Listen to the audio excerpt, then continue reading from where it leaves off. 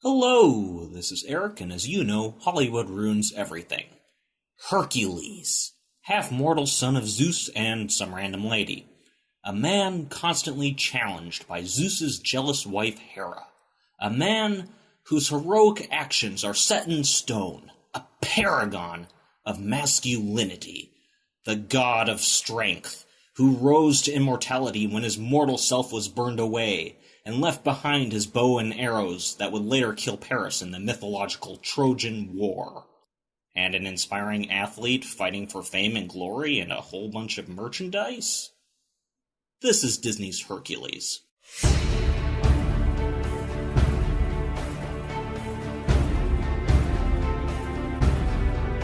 We start off with narration that then becomes singing narration. This immediately sets the tone we'll be working with for the rest of the movie. The serious voice yields way to the wacky, colorful hijinks. You go, girl. The song and dance number takes 20 times longer than necessary to say that, at the beginning of time, Zeus, king of the gods, single-handedly locked monsters known as the Titans away. I mean, in the real mythology, these were Zeus's dad and his buddies, but hey, kids movie. Then we're at Mount Olympus. Hercules has been born to Zeus and Hera, a full god from the start. The gods are celebrating. Zeus gives a gift to his son, a flying horse. Remember this head bump. It will be important later. Hades, god of the dead, shows up and does the whole, "Blar, I'm Scar, and I hate that my brother is king" bit, and heads back to the underworld. The muses sing about this for some reason. Then hijinks. Pain! Coming, you most lugubriousness!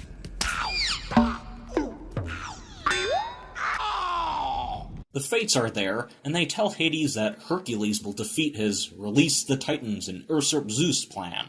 So, Pain and Panic, the two most useless minions ever, are sent to kidnap Hercules and feed him a potion to make him mortal and then kill him.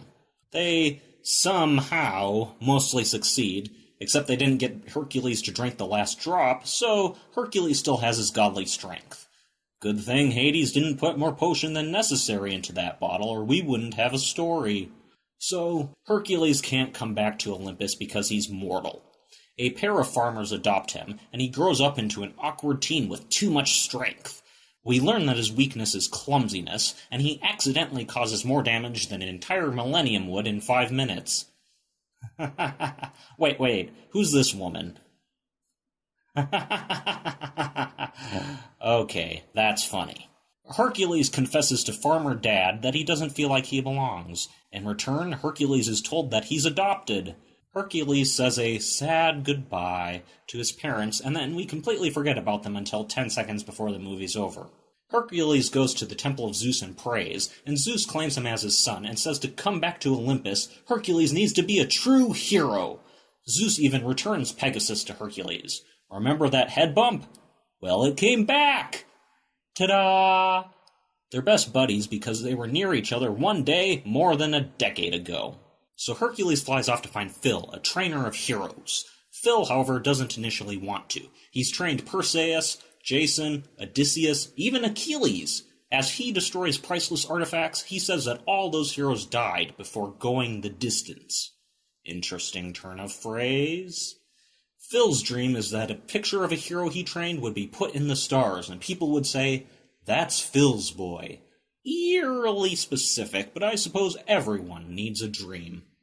After so much disappointment, he's retired. Hercules tries to convince him by tossing a huge bronze discus into the distance, and while Phil is tempted, seeing potential, he still refuses, until Zeus strikes him with lightning.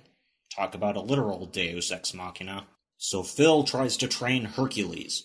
Hercules' weakness of clumsiness foils many plans, but eventually Hercules gets good enough that Phil agrees to take him out for real heroics, which happens to be saving a maiden from an ugly centaur.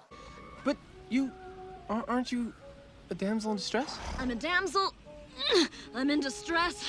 I can handle this. Have a nice day. How ungrateful. Hercules beats up the centaur, and the woman introduces herself as Megara, or Meg. She notices how awkward he is around her, and basically teases and sarcasms him into submission before leaving to go to Hades. Meg. beak of the devil. Meg, my little flower, my little bird, my little nutmeg. Wow, Hades is the awkward, wordy kind of uncharismatic, isn't he? I think he's meant to be a convincing salesman type, but the fact that he takes 5 to 10 times as long to say something as everyone else ruins the act. Meg works for Hades, and she was supposed to convince a centaur to join him. Meg complains about Hercules, and hearing that Hercules is alive, Hades gets mad. He does that a lot. I'm not sure if we're supposed to take it seriously or not. Phil and Hercules end up in Thebes, a city that's apparently never had a day off of disasters. Several people are skeptical that he's a hero, and mock Phil for his failures, and this is sort of where the metaphor breaks down. See, one of the continual metaphors in this movie is that Phil is a sports trainer, and Hercules is a potential great in the industry. The people are skeptical of Hercules' skill and Phil's failures, which makes sense if we're talking about sports, but this isn't sports. Why wouldn't they say, give it your best shot? If Hercules wants to risk his life to help people, why try to discourage him? If he wins, he's saved people. If he loses, he's dead, and literally nothing changes. Maybe don't get your hopes up, but at least let the kid try before questioning his heroing capabilities. If he succeeds, lives are saved. Meg comes back into the scene to enact Hades' new plan. Hercules is told that kids, actually Pain and Panic in disguise, are trapped under a boulder. When Hercules moves the boulder, he releases a Hydra, and quickly determines that cutting off its head is a bad idea. He then proceeds to do it like 8 more times. Hercules kills it, though, by burying it in a landslide. Yes, he won by a landslide. You did it! You won by a landslide! I just said that. Hades is grumpy, so he keeps sending monsters after Hercules. Meanwhile, Hercules is acquiring wealth and fame, while selling merchandise. He's apparently getting royalties, too. You know, like a sports star. We need to keep up the metaphor, it's important to Phil's story. I throw everything I've got at him, and it doesn't even... What are those? I don't know. I thought they looked kind of dashing. I've got 24 hours to get rid of this bozo. Well, the entire scheme I've been setting up for 18 years goes up in smoke, and you are wearing his merchandise!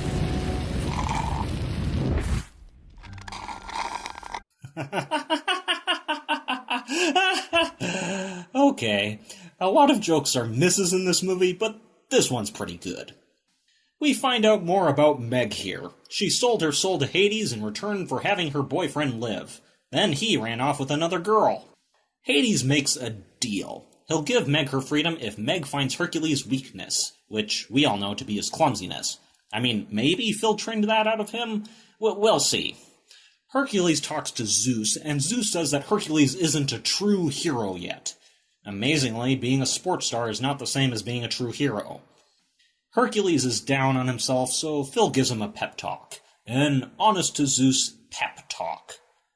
After Phil herds fangirls out of the room, Meg shows up and tries to seduce/flirt with Hercules. Whoops. His weakness is still clumsiness! It looks better that way. No, it really does. A reference to Venus de Milo. Laugh in recognition, any children who know what that is. It's so romantic, even though Meg tries to push Hercules away due to her past. Sometimes it's better to be alone. Before they can kiss, Phil interrupts, dragging Hercules off. Hey, watch it! Watch it! Watch it! Keep your Google eyes on it! Hey, I'm back! Meg sings about how she's falling in love despite her better judgment.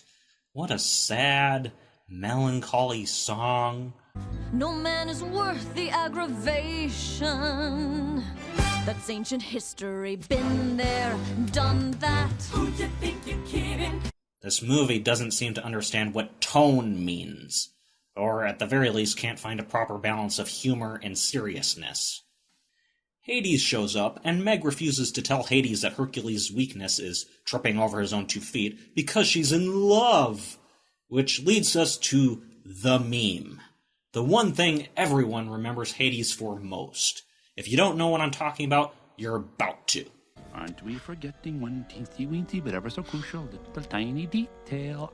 I own you! Well, Hades wins. No more movie to see. Nothing Hercules can do could beat that. Okay, just kidding. Phil overhears a minor snippet and runs off to tell Hercules. They have a fight. During that, we get this scene of Pegasus getting captured.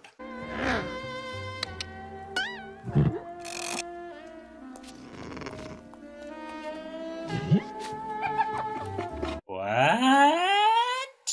Okay, then. Phil leaves. That's when Hades shows up to grant our hero a deal. If Hercules gives up his strength for the next 24 hours, he'll release Meg, and she'll be safe from any harm. And if she's hurt, he gets his strength back. Hades actually says that. Fine, okay, I'll give you that one. Meg is safe, otherwise you get your strength right back, yada yada, fine print, boilerplate, okay? What is it with gods and making promises they can't break? First Sinbad and Eris, now this? You'd think that after a certain amount of time, gods would be genre-savvy enough not to make promises that might stop their evil plans. Well, Hercules is dumb enough to take the deal and not immediately pinch Meg to negate it. So, Lone Star, now you see that evil will always triumph, because good is dumb. After Hercules loses his powers, Hades reveals that Meg is his servant. Despite her obvious struggles to keep Hercules from doing the deal, and her evidently regretful apologies, Hercules heroically mopes off. Hades frees the Titans and they march to Olympus, except for Cyclops, who's sent to fight Hercules in his weakened state. Despite the fact that Zeus apparently single-handedly fought and defeated all 5 of these Titans last time, the combined power of all the gods, including Zeus, can't fight off only 4 of them this time. Hercules lets the Cyclops beat him up to keep its rampage to a minimum, and Meg releases the captured Pegasus to find Phil, who's apparently the only one who can talk sense into Hercules. Phil does that, and despite being the least convincing thing I've ever heard... No, kid. Giving up is for rookies. I came back because I'm not quitting on you. I'm willing to go the distance. How about you? It inspires Hercules to put out Cyclops' eye and then knock him off a cliff. In the process, Meg is lethally injured, and so Hercules regains his strength. Hercules can't stay, though. He has to help Olympus. I need more thunderbolts! Hephaestus has been captured, my lord. Everyone's been captured. I've been captured. Hey, what's the glass? Such as it is.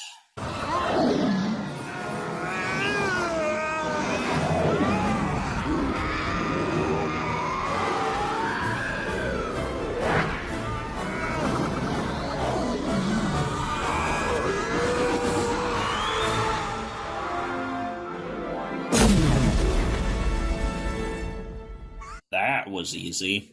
Wait, if he's mortal right now, how is he in Olympus? I thought that's the reason Zeus couldn't bring him back. If that's not an issue, why did this whole story happen? So, Meg dies, and Hercules goes to the realm of Hades to bring her back. Hades makes another deal. If Hercules can get her soul out of the pool of death, he can bring her back. Hercules nearly ages to death, but then he becomes a god. Apparently, sacrificing yourself to save a loved one is heroic enough to become a god. So Lily Potter is a god? She can join Professor Lupin in the pantheon of Hogwarts deities. Hercules, stop! You can't do this to me! You can't! Finally, someone shut him up. Okay, well, I deserve that. Herc, can we talk? Your dad, he's a fun guy, right? So maybe you could put in a word with him and he'd kind of blow this whole thing off, you know? Meg, talk to him, you know, a little schmooze. I guess it really is hell if you have to stay with this guy forever. Hercules goes back to Olympus, where he's celebrated and welcomed into the heavens. Except Hercules doesn't want to leave Meg behind. What? He doesn't have to. He was mortal and in Olympus. Remember? No, forget that. Hercules has to become mortal again for no adequately explained reason. He and Meg kiss, and Phil gets his wish.